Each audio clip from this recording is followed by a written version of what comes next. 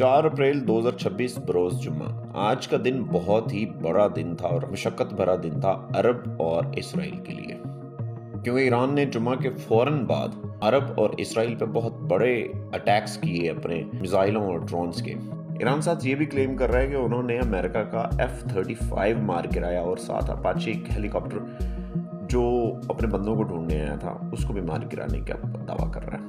اس کے ساتھ ہی ایران نے ایک اور چیلنج بھی پورا کیا ہے۔ یو ایس اے نے آج کے دن میں ایئر ڈراپ کرنے کی کوشش کی ہے، جنگ کے لیے نہیں، اپنے ان قیدیوں کو چھڑوانے کے لیے جو اس وقت ایران میں موجود ہیں، لیکن ایک بار پھر سے یو ایس اے کو ناکامی کا سامنا کرنا پڑا۔ میرا نہیں خیال کہ یو ایس اے نے آج تک اس سے زیادہ اور بڑی شکست یا ناکامی دیکھی ہوگی۔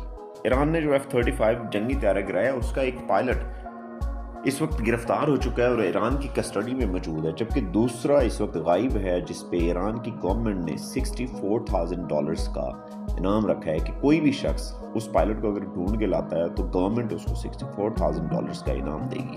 اگر ایران کے حوصلے کی بات کی جائے تو ایران کا حوصلہ بہت بلند ہے، اور اگر اس کی کیپیسٹی کی بات کی جائے، اس کی استطاعت کی بات کی جائے، تو اس کے پاس اتنے ذخائر اس وقت موجود ہیں کہ وہ پورے مڈل ایسٹ کی سب سے بڑی گیس کی تنصیبات، بجلی کی تنصیبات، پانی کی تنصیبات، آئل کی تنصیبات سب کو تباہ و برباد کر سکتا ہے، لیکن وہ نہیں کر رہا، وہ ایسا کام نہیں کرتا۔ یو ایس اے نے جو ایران کا برج تباہ کیا ہے اس کے بدلے میں ایران یہ دعویٰ کر رہا ہے کہ ہم بحرین اور سعودی عرب کو جو برج کنیکٹ کر رہا ہے اس برج کو اڑائیں گے۔ تفصیلات میں سب سے پہلے آتا ہے اسرائیل، جس کی ڈرونز کی کمپنی پہ اٹیک کیا گیا، جو کہ ایروسول کے نام سے ہے، جو ڈرونز کے اسپیئر پارٹس بناتی ہے۔ 6 ڈرونز کا اٹیک کیا گیا آج کے دن میں۔ سعودی عرب میں کویت کے پانی کے پلانٹ پہ بہت بڑا حملہ ہوا، اور اسی طرح بحرین پہ بھی بہت بڑا اٹیک ہوا، اور اس کے بعد سب سے بڑا اٹیک ہوا UAE پہ، جس میں ٹوٹل 70، جس میں میزائل اور ڈرونز کا اٹیک شامل تھا۔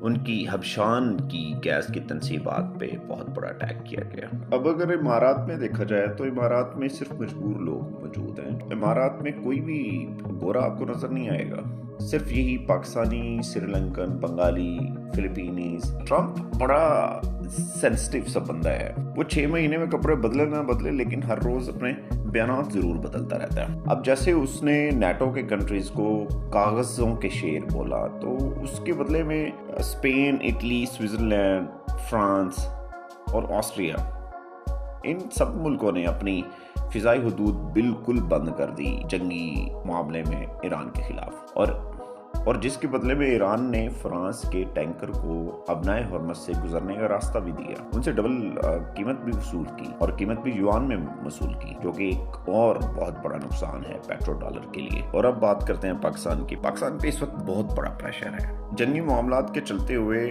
امارات نے اپنے $2 ارب واپس ادا کرنے کا مطالبہ کر دیا ہے۔ یہ بھی ایکسپیکٹ کیا جا رہا ہے کہ سعودی عرب بھی، کیونکہ آپ کو پتا ہے کہ سعودی اس وقت پاکستان سے کچھ قدرے خوش نہیں ہے، تو ہو سکتا ہے وہ بھی اپنے $6.3 ارب واپس مانگ لیں۔ دوسری طرف آئیں تو چائنا نے بھی اپنے $220 ملین کی ڈیمانڈ کرتی ہے، اور اگر اس وقت اسٹیٹ بینک کے اثاثے دیکھے جائیں تو اسٹیٹ بینک میں صرف وہی پیسہ موجود ہے جو عرب کا ہے۔ تو اس وقت انڈیا، جو یو ایس اے کا سب سے بڑا الائے ہے، وہ سٹینڈ بائی پہ ہے اگر IMF کو بھی امریکہ روک دے۔ ایسا رپورٹس میں آ رہا ہے کہ اس وقت اسٹیٹ بینک میں جو خزانہ موجود ہے اس میں $5 ارب سعودی عرب کا موجود ہے، $4 ارب چائنا کا، اور $3 ارب UAE کا، جس میں سے $2 ارب تو وہ اپنے واپس مانگ چکے ہیں، اور باقی وہ اس کا جو $1 ارب وہ بھی جولائی میں واپس پے کرنے کا ٹائم پورا ہو جائے گا، اور اس $2 ارب پہ اس نے 16 کروڑ کا انٹرسٹ بھی لیے۔ اور سب سے اہم اور ضروری بات کہ پاکستان نے جو پیٹرول پرائسز